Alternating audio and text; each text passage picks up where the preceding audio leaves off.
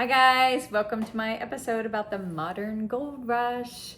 So right now, as you watch this video, there's approximately 22 million people registered on Seeking.com, which is a sugar dating platform that describes itself as connecting generous members with attractive members. Okay, so you get the concept. And right now, the website OnlyFans has more than 4 million content creators and somewhere north of 200 million registered users. It's generated over $5 billion in revenues just last year. Wow. And right now there are women on TikTok and Instagram with millions of followers whose primary income comes from being attractive and interesting to wealthy men who support them financially through gifts, through direct payments, through brand deals engineered around their relationship status and their appearance.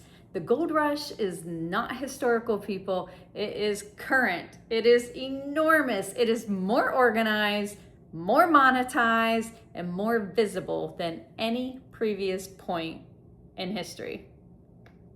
And the conversation we've been having on this channel for several episodes here at Honey and Hustle about agency, about strategy, about the double standards that we apply to women who are transparent about wanting things, that conversation has never been more relevant.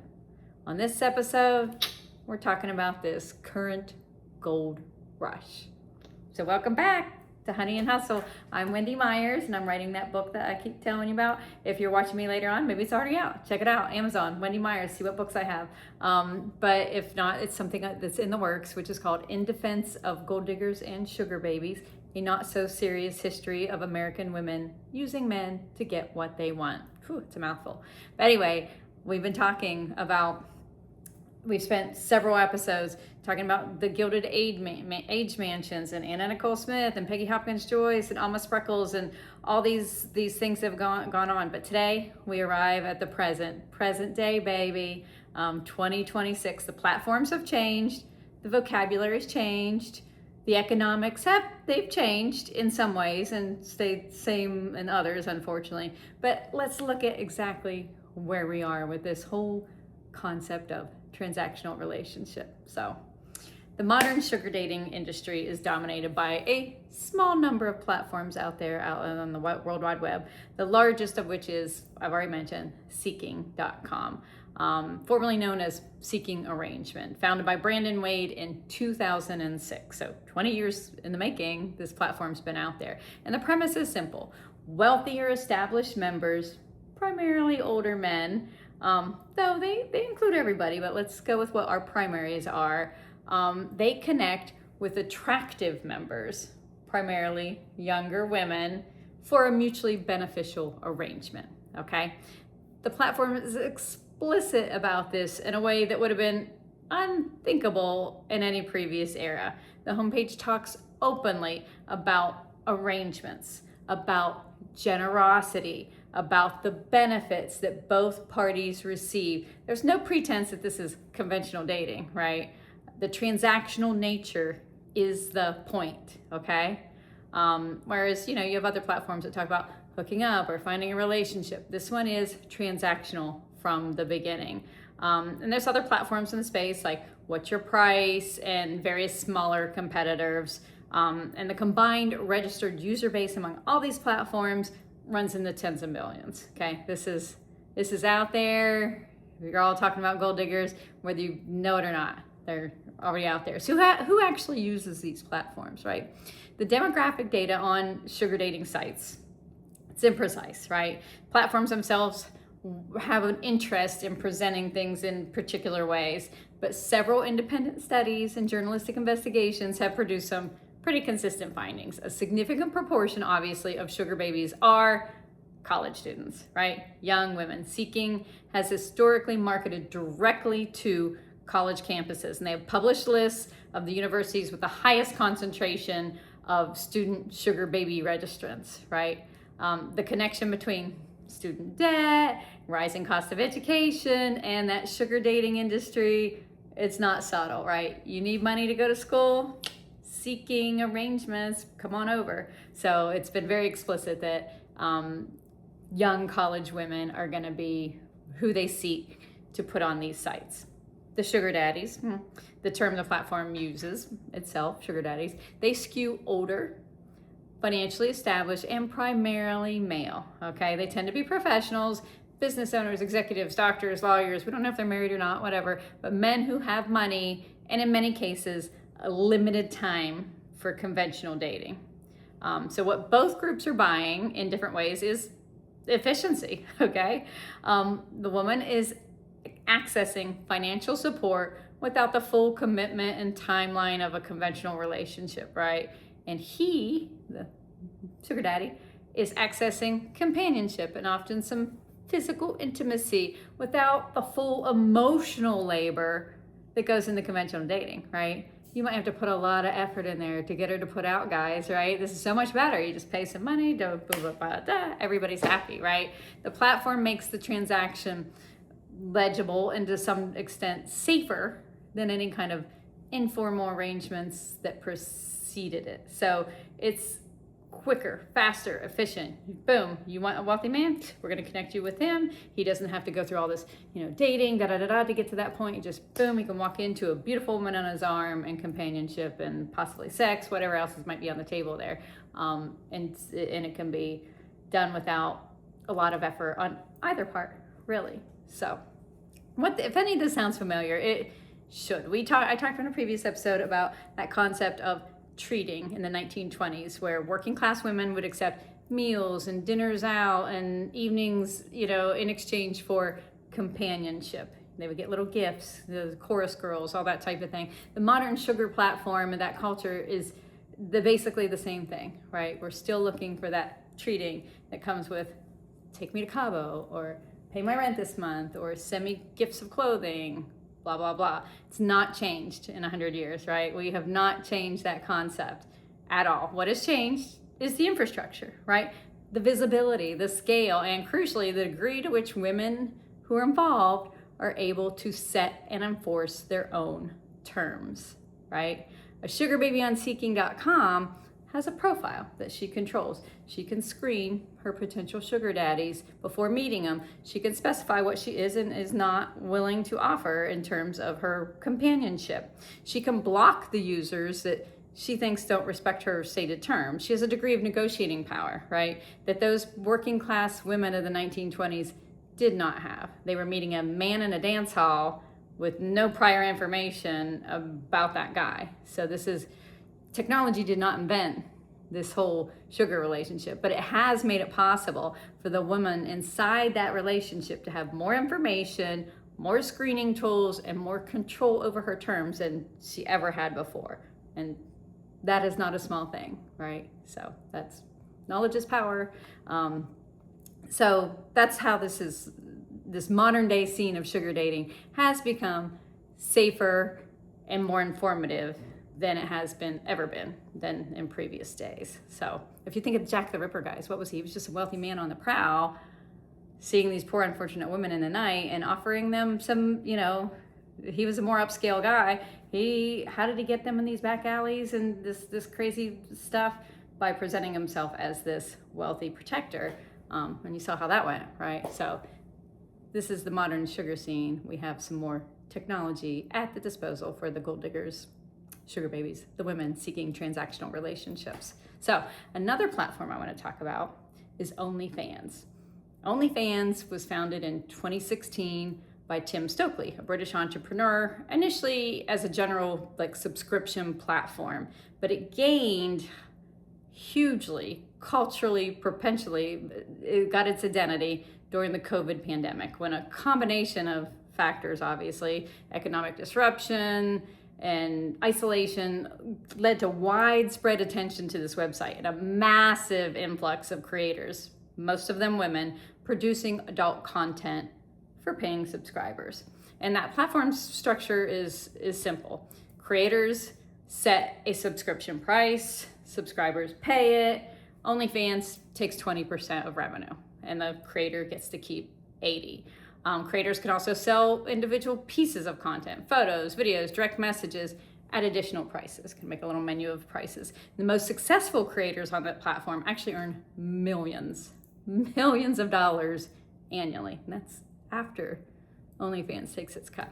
It's worth noting that not all of OnlyFans content is sexual. The platform hosts fitness creators, chefs, musicians, and others. There's other stuff out there, but the association with adult content is accurate for a significant portion of the platform's revenue and its cultural presence. And that's the part that is relevant to our discussion today, right? So my question is, and I'd love to hear from you in the comments, is OnlyFans gold digging? By our working definition, which is a woman using her appearance and sexuality to access financial support from men, then the answer is going to be, yeah, partially, yes. But the OnlyFans model is actually quite different from the classic gold digging scene in some important ways. For the classic gold digger relationships, you exchange your companionship for a man's financial support. The woman is dependent on that one relationship continuing, right? Her income disappears if the relationship goes south. Her negotiating position is constrained by that dependency. It's always having to look good for that man, please that one man. Like Anna Nicole Smith, or one billionaire, right? That's what you cultivate. That's what you put all your eggs in that one basket. The OnlyFans creator has hundreds of thousands potentially of paying subscribers. No single subscriber controls her income. She sets her own prices. She decides what content she's comfortable producing and what she does not. She can block the subscribers, like we said, who behave badly. She can delete her account and take her content with her. The power dynamics are meaningfully different, right? More diffuse, more controlled by the creator, and less vulnerable to the whims of the one wealthy man or patron. So what OnlyFans does share, though, with gold digging is that underlying mechanism: female attractiveness monetized, right? And that cultural response. The women who use OnlyFans are called gold diggers, and worse, they face the same judgment that we've put on women for centuries for this, right? The same shame, the same accusation of selling themselves. So we have the same asymmetry right here. The men paying are just consumers. They're just going about their day, consuming. The women, scandalous, right? So we still have that issue. OnlyFans, we don't know who those guys are. The OnlyFans girls, you can read about them. You can see the shame, the problematic issues, the slurs that are put towards the women of OnlyFans. I even hear it among like people, oh, she has an OnlyFans account. Shocking. But we don't know about the men. The men, boys will be boys. So what if they go out there and pay for some stuff? So I want to put the growth of OnlyFans in economic context, because I think the context matters more than most coverage acknowledges, okay? Like I said, OnlyFans exploded during the pandemic, period of time which most of our service industries that employ a disproportionate number of women were devastated. Restaurants were closed, hotels were closed, retail contracted. Millions of women lost their income overnight, lost their job with no clear path to recovery. If you remember, how long is this going to take? When are things going to open? We don't know. So some of them went to OnlyFans, not because they always dreamed of making pornographic content. Doesn't everybody? No, but because it was available. It was open. It was paid. And it didn't require an employer, it didn't require an interview, it didn't require any prior experience, and no commute, right? You didn't have to leave your house. It was in the most literal sense, using what you have to get what you need, right? Which is what I've always said as a gold digger, using what you have to get what you need. And that was a time of big need. If you were supporting your whole family by working a job as a waitress and you couldn't go to work, what were you gonna do? Right? So this was something that was there, that was easy, that was attainable for a lot of women. We all have these smartphones, so they could do it. So the women who made that choice during the pandemic, they were called many things. But what they should be called is rational, logical. They looked at an economic landscape that had collapsed underneath them and found the most efficient route through, right? Everybody was scared, everybody was paranoid, everybody didn't know what to do. And they found a path, and that is not shameful. That's survival. And we've spent several episodes here establishing that survival strategies deserve to be understood before they are judged. Unfortunately, we usually judge the women first and then go back and say, oh, I see why they had to do that. Oh, I guess I can understand now. So that's kind of what we're doing here. So, like I said, every generation of woman has found the most efficient route to economic landscape available to them. So the charity girls of the 1920s, right? They found the stage, they found the chorus if they were attractive. The housewives in the 50s, they found the suburbs. So there you are. And here we are today, the women of 2020s, they found OnlyFans and seeking.com. The landscape has changed, but the logic has not. Women have always been rational about how they need to survive and how they often have to support their families on the backs of their own labor. So let's talk about the influencer economy, because that's another whole interesting component of that. The influencer economy, which is the world of Instagram, TikTok, YouTube creators, who monetize their personal brand and their audience's attention, is now worth about $21 billion annually. Where's mine? Right? YouTube? I haven't gotten there. Hit like and subscribe. So a significant proportion of that is generated by women whose primary content involves their appearance, their relationships, their lifestyle. And so they might get brand deals, they might get sponsored content, merchandise, patrons, paid subscriptions, exclusive content. And so that's the leverage that these women are going for. And that's often you'll see the gold digging life. This is the whole irony of ironies. The gold digging girls putting their lifestyle out there. Private jet with the boyfriend, taking me to Cabo, got new highlights. He paid for this outfit for me. Let me do a try on. Let me try these clothes on. Which ones do you guys like? Buy me these guys. And they've done this, and they're making money off this just by doing these videos from home. It's a large and a growing category. So it's interesting. She's monetizing not just her own her own appearance, but the visibility of the gold digging strategy itself. Wow, brilliant. She's making the transaction public and packaging it as content and earning income from the audience that the transaction attracts. It's just brilliant. This level of meta awareness of the gold digger now is just, would have been impossible in any other era. But now with the advent of our smartphones and our YouTube and our TikTok and our whatever, meta awareness is a gold digger. It's just very, very fascinating actually to be here in this time. So let me be fair about what has actually changed on our landscape from 2026 to every previous era that I've been discussing on these episodes. Women can own property now. Hallelujah. They can open bank accounts. They can sign contracts, pursue professional careers, earn their own income, accumulate their own wealth. The legal framework has made the gold digging strategy not just rational but often necessary for survival has been dismantled over the last 100 years. We have more options, ladies, right? We can go to school. We can get an education. We can build a career. So when women choose that sugar dating route, she's making a choice among multiple options, not just the only choice available to her. Because I will maintain that a lot of times, previous times, when you were on the stage and your mother was shoving you up there with your beautiful appearance and saying, support us, support your whole struggling, starving family, it didn't feel like a choice, right? Women do have choices now. So that is a genuine and an important change. And it matters to the moral analysis for sure. Choice among options is different than a choice under duress.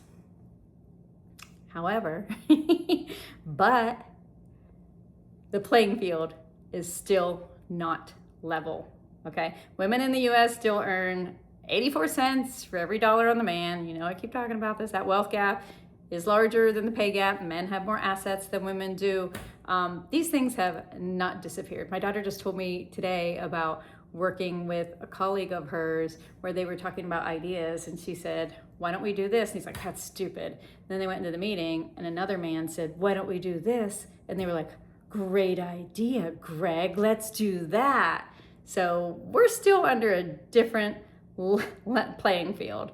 So let's be very clear on that. So sometimes when you're choosing among choices, choosing something that gives you a little more power over men when you're being beaten down in your arena, suddenly seems like a no-brainer, right? Like the only choice available. So even though our legal constraints are gone, the cultural constraints remain, people. And cultural constraints, as every woman who's ever navigated any professional environment knows, are nothing. They shape, are not nothing. Sorry, they're not nothing. They shape everything. Cultural awareness, and they shape what people are willing to pay for, reach for, do, and that's no small thing. So, I do have some survey data. I've been talking about my survey before, and if you haven't taken it, please take it because I want to hear from you. This is how I'm writing my book: is getting viewpoints from you guys.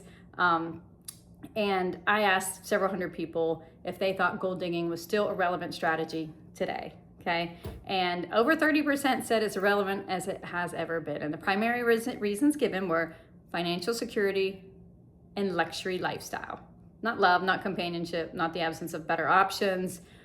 It was for those items. And people blame social media for everybody wanting this luxurious lifestyle. And if they're not getting ahead, that might be an easy route to get some of it. And a lot of people cited the single mom or a guy take off on her or the absence of family assistance requiring that for just simply financial stability. So, but I also asked something else on the survey, which is I asked if you would judge a woman for pursuing a wealthy partner as a deliberate strategy. And the answer across almost every demographic was yes.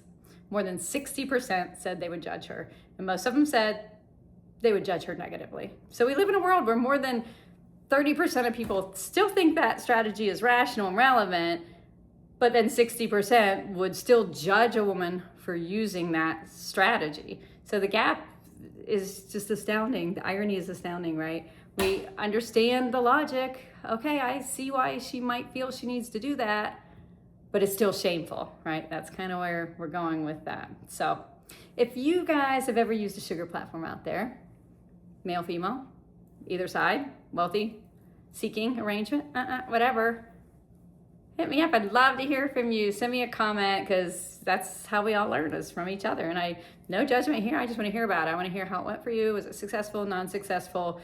You can be anonymous. I read everything. I just love to hear it. Hit subscribe. Check out my other previous backlog and give me some likes and subscribe. And as usual, I will see you next week because on Thursday, I will be dropping another Honey and Hustle episode about this whole fascinating topic of transactional relationships. So I will see you guys then.